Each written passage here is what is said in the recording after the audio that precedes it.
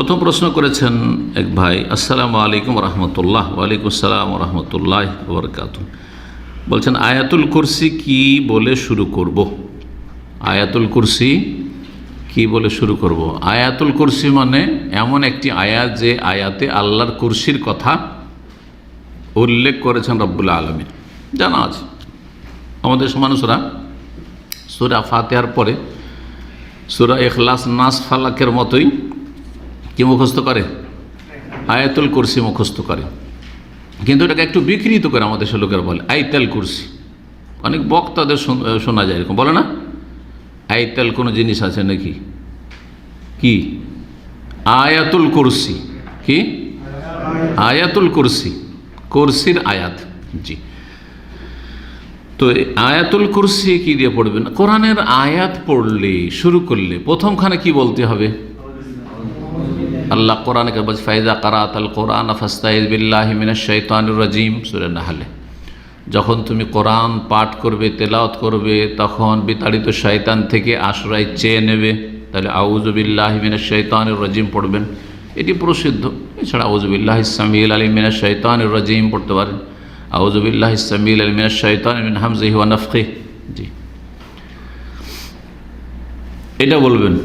আয়াত থেকে শুরু করেন অথবা সূরা প্রথম থেকে প্রথম যখন শুরু করবেন। এখন যখন এখানে আউযু বিল্লাহি মিনাশ শাইতানির রাজিম দিয়ে শুরু করছেন, আউযু বিল্লাহি মিনাশ শাইতানির রাজিম, তারপরে আয়াতুল কুরসি কি দিয়ে শুরু হচ্ছে? আল্লাহু। এখানে একটা গুরুত্বপূর্ণ কথা আপনাদেরকে শিখিয়ে দিচ্ছি, যেটা হয়তো আপনারা এর আগে শোনেননি অথবা শিখেননি। সেটা হচ্ছে যে এই আউযু বিল্লাহর শেষখানে কি আছে?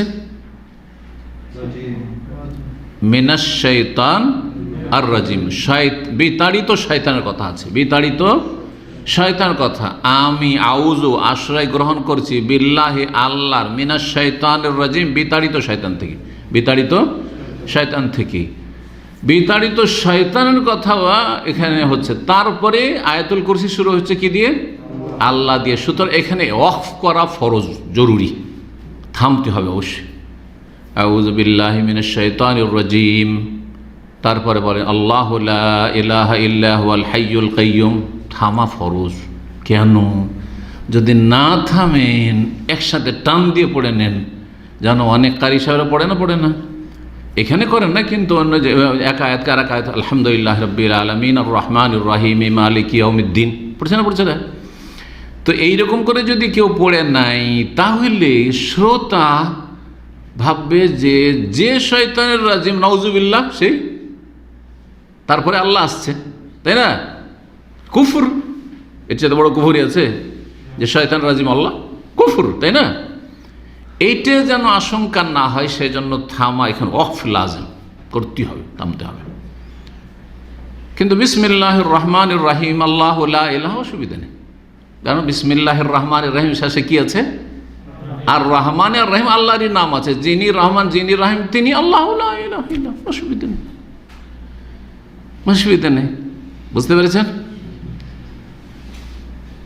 আচ্ছা, কেউ যদি আউযু বিল্লাহ পড়ার পরে বিসমিল্লাহির রহমানির রহিম পড়ে আর তারপরে আয়াতুল কুরসি পড়ে, ভালো, কোনো অসুবিধা নেই।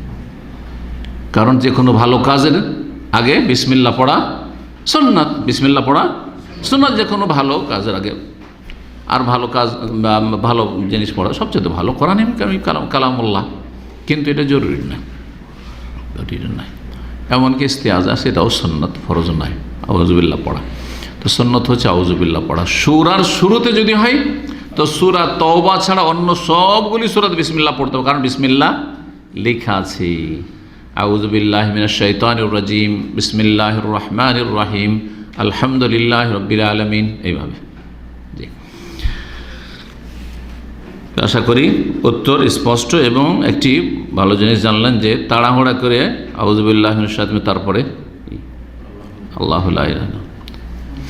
তেলাওয়াতের ক্ষেত্রে, জিকির আজকারের ক্ষেত্রে, যখন জিকির আজকার হিসেবে পড়ছেন, যেমন সালাম ফেরার পর যে জিকির আছে, আয়াতুল কুরসি আছে কিনা, তখন কি আউযু বিল্লাহ পড়বেন? অনেকে বলছেন যে জিকির, যেহেতু জিকির এটা তেলাওয়াত নয়, সেই জন্য আউযু বিল্লাহ পড়বেন, কিন্তু পড়লে পড়তে পারে, যে কোরআনে যেহেতু আয়াত পড়লে পড়তে পারে।